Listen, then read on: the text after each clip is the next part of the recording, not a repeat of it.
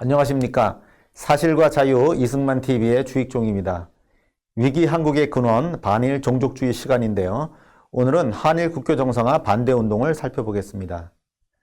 1964년 봄 야당 정치인 민정당의 윤보성과 민주당의 박순천 등은 대학생들과 더불어 박정희 정부의 한일회담 추진을 결사 반대했습니다. 한일회담이 굴욕 매국 외교라는 이유에서였습니다. 대학생들이야 잘 몰라서 그랬다고 할 수도 있지만 과거 민주당 정권 출신 야당 인사들이 한일 국교 정상화를 굴욕 매국 외교라고 매도한 것은 후한무치한 일이었습니다. 제가 이렇게 강한 표현을 쓰는 것은 이 야당 인사들 역시 자신들이 정권을 잡고 있던 때에는 똑같이 한일 국교 정상화를 추진했기 때문입니다. 1960년에 반일 기조가 강한 이승만 정권이 무너진 후 민주당 정권이 세워지니 한일 관계는 급속히 화해 국면으로 전환되었습니다. 민주당 정부의 첫 외무장관 정일영은 8월 24일 신외교 방침의 하나로 하루속히 대일 외교를 정상화시키겠다고 밝혔습니다. 일본도 발빠르게 움직였습니다. 9월 6일 일본 고사카 외상이 내한했는데요. 이것은 건국 후 처음 있는 일본의 공식 사절단이었습니다. 이어서 10월부터 제5차 한일회담이 열려서 이후 5.16 쿠데타로 중단될 때까지 7개월간 회담이 진행되었습니다. 청구권, 어업, 제1한국인의 법적 지위 등 각 분과별로 실무 레벨의 회담도 진행됐습니다. 이중 청구권위원회는 과거와 달리 33회의 회의에서 실질적 토의에 들어갔습니다. 회담에서 일본은 한국 측에 제한 일본인 재산 취득을 고려해서 청구권을 조정해달라고 했습니다. 지난 시간에 소개했습니다만 옛 일본인 재산의 취득으로 한국의 청구권이 어느 정도 충족되었다는 게 미국 측 중재 의견이었습니다. 일본의 주장에 따르면 한국의 청구권 금액이 대폭 줄어들 것입니다. 그림 왼편을 보시면요. 한국이 8개항 요구에 대해서 제한 일본인 재산의 취득 사실을 고려하면 양자가 상쇄됩니다. 그러면 한국의 청구권 금액은 0이 되거나 아니면 극히 소액이 될 수밖에 없습니다. 이에 장면 정권은 오른쪽 그림과 같은 논리로 대응을 했습니다. 원래 한국은 식민지와 한국인의 고통, 손해에 대한 배상까지 요구하려 했는데 제한 일본인 재산 취득 사실을 고려해서 8개항만 요구했다는 겁니다. 그림의 주황색 부분이 식민 지배와 한국인의 고통, 손해에 대한 배상을 가리킵니다. 한국이 제한 일본인 재산을 이미 취득했으므로 그 부분을 빼고 이 주황색 부분을 빼고 초록색 부분인 8개항만 요구한다는 게 장면 정권의 대응 논리였습니다. 이는 8개항 요구를 지키려고 만들어낸 논리였지만 실은 엄청난 자충수였습니다. 왜냐하면 제한 일본인 재산의 취득으로 이미 식민 지배에 따른 고통, 손해를 배상받았다는 말이 되기 때문입니다. 만약 일본이 이 한국의 주장을 받아들였다면 식민 지배의 피해를 이미 보상받은 것이 되어서 8개항 청구권이 하나씩 논파당할 경우 일본에게서 받을 금액이 형편없이 쪼그라들었을 것입니다. 또 추가로 독립축하금이나 경제 원조 자금을 받기도 어려웠을 것입니다. 한편 회담에서는 8개항 중 제5항까지 개별 항목을 검토했는데 장면 정권은 개별 항목에 대해서 일본 측을 납득시킬 만한 근거를 제시하지는 못했습니다. 예를 들어서 제5항 한국 법인과 개인의 재산 청구권과 관련해서 한국 측은 피징용 생존자, 부상자, 사망자, 행방불명자, 군인 군속 전체에 대한 보상을 요구했습니다. 즉 일본이 다른 나라 국민을 강제로 징용하고 정신적, 육체적으로 고통을 준 데 대하여 상당한 보상을 하라는 거였습니다. 하지만 이에 대해서 일본 측은 징용 당시 한국인은 일본의 국민이었으므로 생존자에 대해서는 보상할 수 없고 부상자, 사망자 등에 대해서는 이미 피해 당시 보상이 이루어졌다 이렇게 반박했습니다. 또 한국 측이 피징용 노무자의 미수 급료와 수당, 그러니까 피징용 노무자가 받지 못한 급료와 수당으로 2억 5천만 엔을 요구한 데 대해서 일본 측이 그 근거가 무엇이냐고 물었지만 답변하지 못했습니다. 장면 정권의 한일회담은 재개한 지 7개월 만에 5.16 쿠데타로 중단되었습니다만 설령 쿠데타가 일어나지 않아 회담을 계속했더라도 그 청구권 주장이 일본 측에 하나하나 반박당했을 것입니다. 지난 강의 때 설명드린 대로 박정희 군사정부의 청구권 주장은 일본 측을 납득시키지 못하고 하나하나 반박당했습니다. 청구권 금액과 관련해서 한일 양국의 입장에는 약 10대 1의 격차가 있었습니다. 이에 청구권 순변제 플러스 무상원조라는 그런 명목으로 형식을 바꾸고 금액을 상호 조정해서 무상 3억 불이라는 무상 3억 달러라는 합의에 도달했던 것입니다. 지난 시간에 말씀드린 바 있습니다. 그런데 장면 정권이 교섭을 계속했더라도 같은 방식으로 결국은 타결이 되었을 겁니다. 그런데 박정희 정권은 63년에는 민정이양 과정의 혼선 또 대통령 선거 때문에 한일회담을 진척시키지 못했습니다. 그러다가 12월에 민정으로 전환한 후에 본격적으로 한일협정 조인을 추진합니다. 그러나 이제 야당이 된 과거 장면 정권 인사들은 이때부터 본격적으로 한일협정 반대에 나섭니다. 그런데 국회가 이제 구성되고 나니까 아무리 소수야당이라도 강력한 저항과 비판을 할 수 있게 되었습니다. 64년 3월 6일 당시 야당이 4개로 쪼개져 있었는데요. 4개 야당이 대일 저자세 외교 반대 범국민투쟁위원회를 결성했습니다. 즉 박정희 정부의 한일 국교 정상화 추진을 대일 저자세 외교라고 이름 붙인 겁니다. 또 3일 후인 3월 9일에는 여기에 이런 정당 외에도 사회, 종교, 문화단체 이런 단체의 대표들까지 포함해서 200여 명이 대일 구력외교 반대 범국민투쟁위원회를 결성해서 회담 반대 운동을 조직적으로 전개합니다. 즉, 이 명칭에서 보는 것처럼 이들은 한일회담에 대해서 굴욕, 매국 외교라는 프레임을 씌웠습니다. 투쟁위원회 의장은 윤보선이 맡았습니다. 투쟁위원회는 한일회담의 즉시 중지, 또 일본의 반성, 민족정기 고취 이런 것을 슬로건으로 내걸고 그 대안으로 재산 청구권 15억 달러와 배상금조 12억 달러 등 도합 청구권 27억 달러 그리고 평화선 40페리 전관 수역을 지시했습니다. 그런데 이는 일본이 결코 받아들일 수 없는 또 자신들도 민주당 정부 때 제기한 바 없는 그런 황당한 요구였습니다. 그러나 여하튼 이 투쟁위원회는 3월 15일부터 회담 저지를 위한 전국 유세에 돌입합니다. 3월 15일 날 부산 경남중학교 운동장에서 열린 강연회가 있었습니다. 여기에서 김영삼은 대대로 침략자인 일본은 평화선마저 뺏으려 하고 있다 이렇게 비판을 했고요. 또 김도연은 한국은 일본의 경제적 식민지가 된다 이렇게 지적을 했습니다.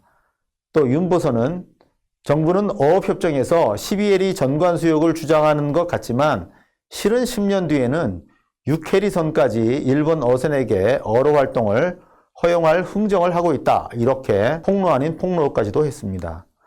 또 장준하는 일본 자금으로 한국의 부흥은 불가능하다.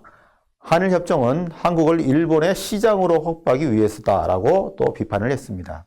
그러면서 보시는 것처럼 이어서 3월 24일에는 서울에서 4.19 이후에 첫 대규모 학생 시위가 벌어지고 각 지방 도시에도 파급이 됩니다. 이에 대해 박정희 대통령이 3월 26일 특별 담화로 이들을 간곡히 설득했습니다. 박정희 대통령의 특별 담화문을 보면요. 나와 정부는 학생에 못지않게 국가와 민족만을 위해 털끝만큼의 사심도 없이 회담에 임하고 있음을 나와 정권의 생명을 걸고 역사 앞에 맹세한다. 회담에 만약 흑막이 있다면 관련자는 역적으로 처단할 것을 약속한다. 대학생들의 우국 충정과 주장을 마음에 새겨 우리의 주장이 관철되도록 노력하라고 대표단에 훈령을 보냈다. 이렇게 말했습니다. 이때 일본에 갔던 김종필을 본국에 소환하기까지 했습니다. 박 대통령은 3월 30일에는 서울 시내 11개 대학 학생 대표들을 청와대로 불러서 면담을 하면서 대일 외교에 관해서 학생들과 의견을 주고받기까지 했습니다. 그렇지만 5월부터는 학생 시위가 더 확대되었을 뿐 아니라 박정권 타도를 표방하기 시작했습니다. 그림에서 보시는 것처럼 서울대생들은 5월 20일 민족적 민주주의 장례식을 열어서 한일회담은 민족적 긍지를 배반하고 일본 예속화를 촉진하는 굴욕적 회담이라고 비판했습니다. 민족적 민주주의 장례식이라는 표현을 쓴 것은 그 전에 63년도 10월에 대통령 선거에서 박정희 후보가 민족적 민주주의라는 것을 내걸었기 때문입니다. 그런데 그 민족적 민주주의가 이제 한일회담 과정에서 죽었다라는 게 서울대생들의 비판이었습니다. 이 데모 때 서울대 미학과 학생이던 훗날의 저항시인 김지아가 박정희 정부를 시체로 조롱하는 조문을 쓰기도 했습니다. 이 사진을 보시면 앞에 축 민족적 민주주의 장례식 이라는 만장이 걸려 있고 학생들이 관을 메고 수많은 학생들이 운집해 있고 장례 행렬을 따르는 모습을 볼 수 있습니다.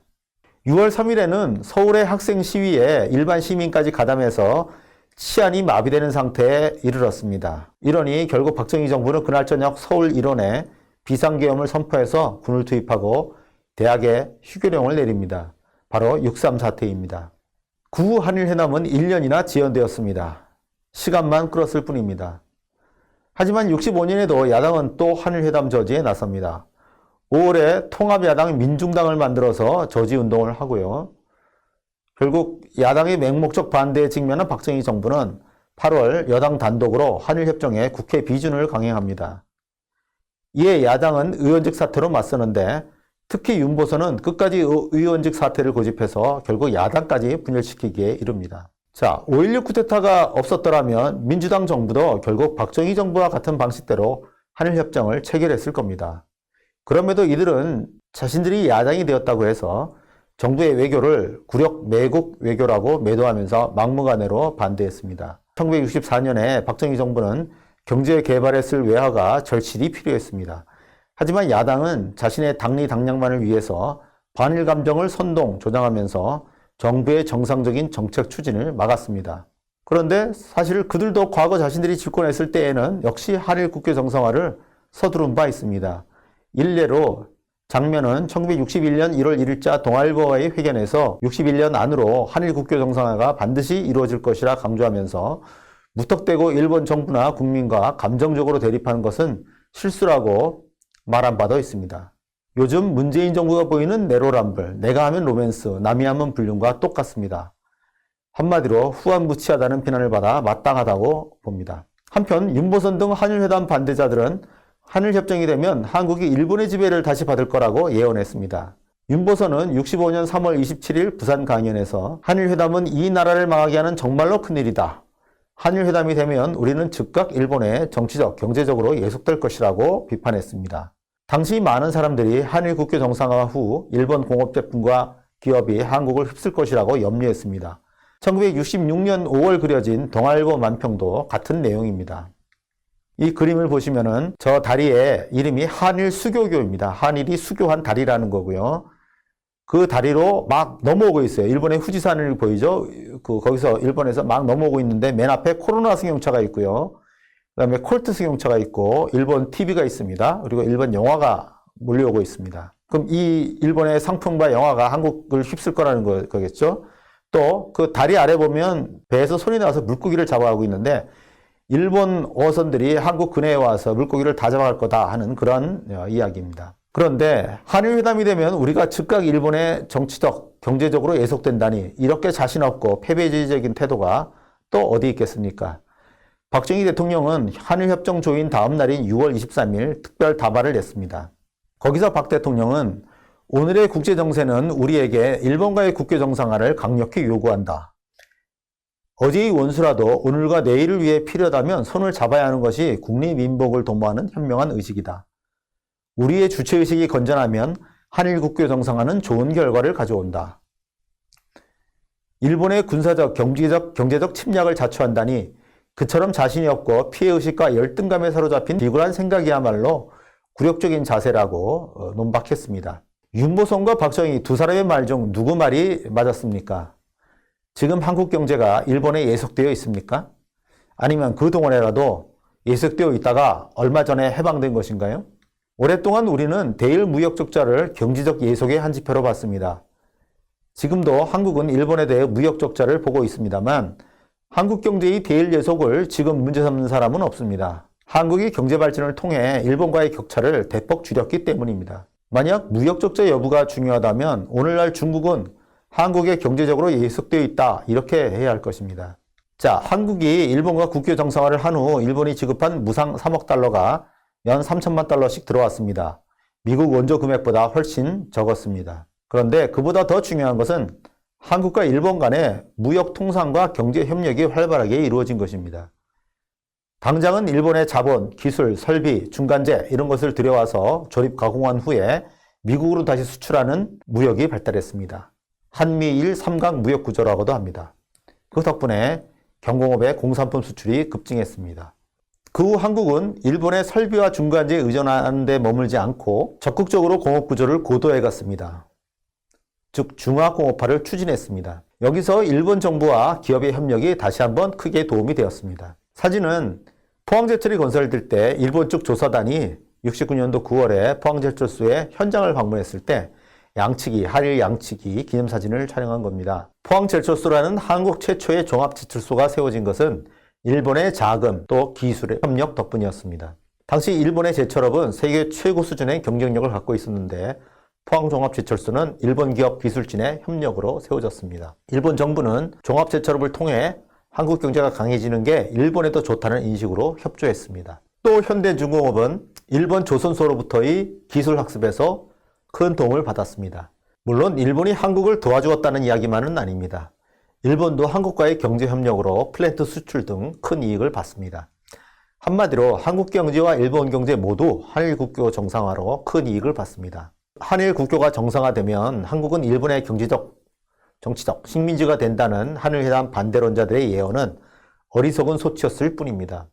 한일회담의 반대론자들은 약육강식의 제국주의 시대가 끝났고 선후진국 협력의 새 시대가 열렸다는 것을 전혀 몰랐습니다. 마치 문 밖에 나가면 사자에게 잡아먹힌다면서 집안에서 꼼짝도 안 한 것과 같습니다. 문 밖에 나가야 일용할 양식을 구할 수 있는 거 아니겠습니까? 문 밖에는 사자만 있는 게 아니라 곡식과 과일이 자라나고 있었고 소와 말, 양과 염소가 뛰어놀고 있었습니다. 우리가 살려면 문 밖으로 나가야 했습니다. 한일협정으로 우리는 대문을 열어 젖혔고 그 덕분에 오늘날 선진국과 어깨를 나란히 할 수 있게 되었습니다. 오늘 강의는 여기서 마칩니다. 감사합니다.